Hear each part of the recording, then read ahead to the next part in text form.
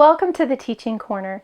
Today I wanted to take a couple minutes out and explain to you all of the ology and eme terms that you hear in Orton-Gillingham and Orton-Gillingham tutoring.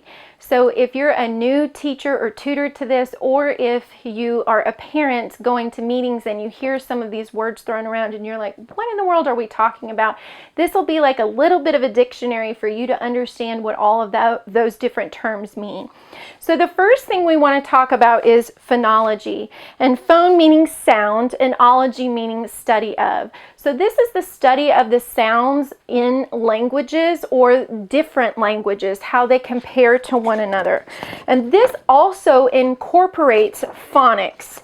And phonics is the study of classification of speech sounds. So as you know, many of us, we've all been told that research is showing how important it is to use phonics as we're teaching students how to read. So it's really important for them to understand all of those different sounds.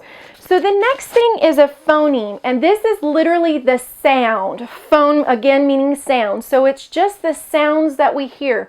At this point, there's no visual representation attached to it. It is just the sound.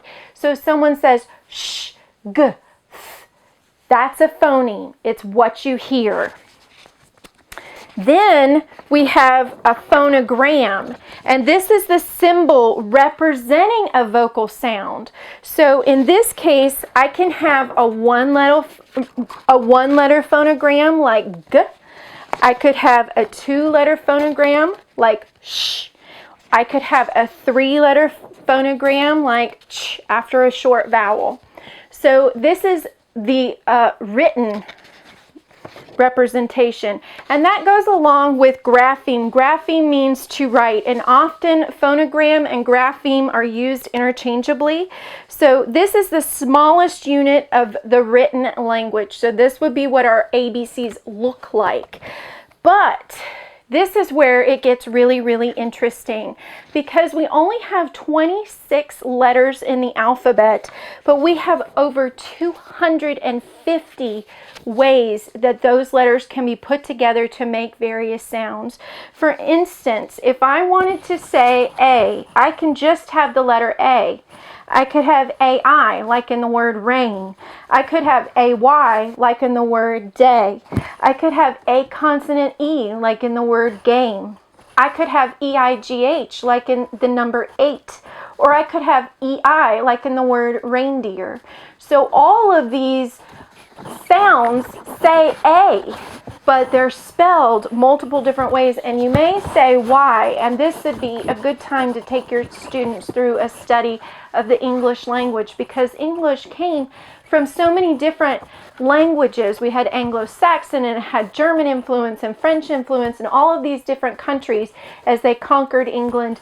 And then of course, even as we came over the pond, some of our spellings in America are different from those that are used in England today. So it changes some of the spellings, and that's why we have so many different representations for the same sound. Then we move, as students get older, we move from just the single sounds and phonograms and things like that to morphology. And morphology is the study of the forms of words.